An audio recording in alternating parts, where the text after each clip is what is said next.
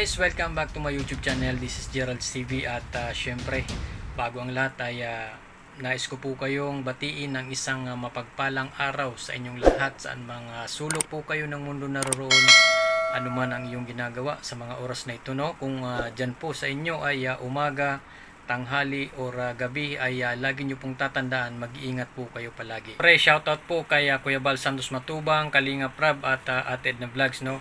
Sa mga hindi pa po nakapag-bisita ng kanilang mga channel ay suportahan po natin ang kanilang mga channel, no? Kuya Bal Santos Matubang, Kalinga Prab at syempre kay Ate Edna Vlogs.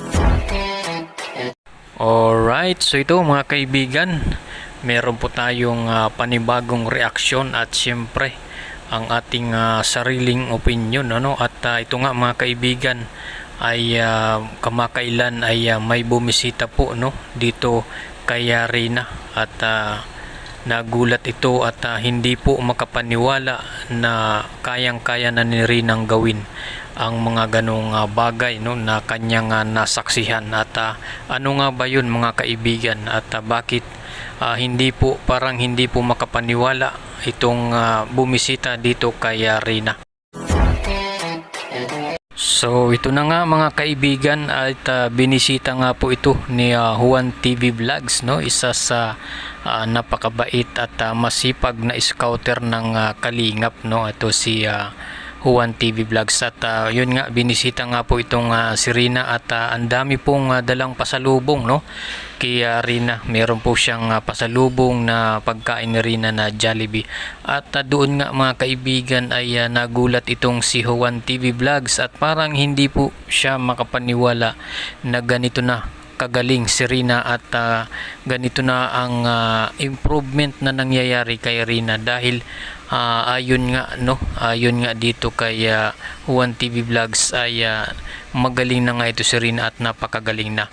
At paano niya ba nasabi iyon mga kaibigan? Dahil ganito po ang nangyari habang nandoon si Juan TV Vlogs, no, sa bahay ni Reyna, no, kasama nga itong si Ate Roda Mix Vlog, ay nagmistulang talagang parang na hot seat itong si Juan TV Vlogs at na-interview nga ito ni Reyna, no.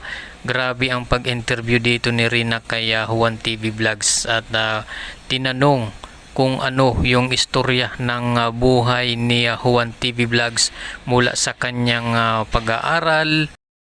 At parang pinagpapawisan nga itong sumagot si Juan TV Vlogs dito kay Reyna, dahil tinanong nga ito ni Reyna kung meron itong top, no, or kung merong honor, no, itong si Juan TV Vlogs.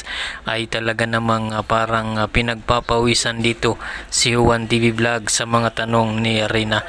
Mga kaibigan ay nakakatuwa po, ano, dahil kahit mismo ako mga kaibigan ay parang nagulat din ako na gano'n na pala itong si Reyna kagaling, no, na magaling na siya mag-isip at makipagkwentuhan, no, sa kanyang kaharap or kausap, dahil marami na siyang naiisip na pwedeng itanong sa kanyang kakwentuhan. So yun po, no, si Juan TV Vlogs po ay isa sa napakasipag at mabait at grabe din ang support nitong ipinapakita, no, dito kay Reyna. At talagang makikita natin, no, kahit pa noon, no, sa mga vlog ni Kalinga Prab ay nandyan lagi yan si Juan TV Vlogs, si Ate Roda Vlogs, si Kalinga Prabs, lalot na kapag merong problema si Reyna ay lagi pong nandyan si Juan TV Vlogs, no. So kung sa mga gusto pong mapanood ang buong video, no, ay bisitahin nyo po at puntahan nyo po ang channel ni Roda Mix Vlog at doon nyo po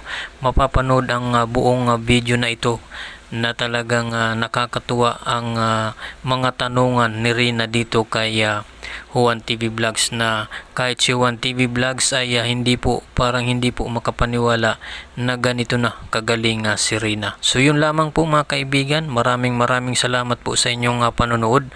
Huwag kalimutang mag-like at subscribe at pakihit na lang ng notification bell para updated ka sa ating mga bagong i-upload ng mga videos. At syempre patuloy po nating suportahan ang buong Kalingap, no, ang team Kalingap, sina Kalingap Rab, Kuya Bal Santos Matubang, Ate Edra Vlogs, at syempre lahat po ng charity vloggers ay sana po ay suportahan po natin. So maraming salamat po sa inyong panonood. Huwag kalimutang mag-like at subscribe at pakihit na lang ng notification bell para updated ka sa ating mga bagong i-upload ng mga videos. Maraming salamat po at God bless you all.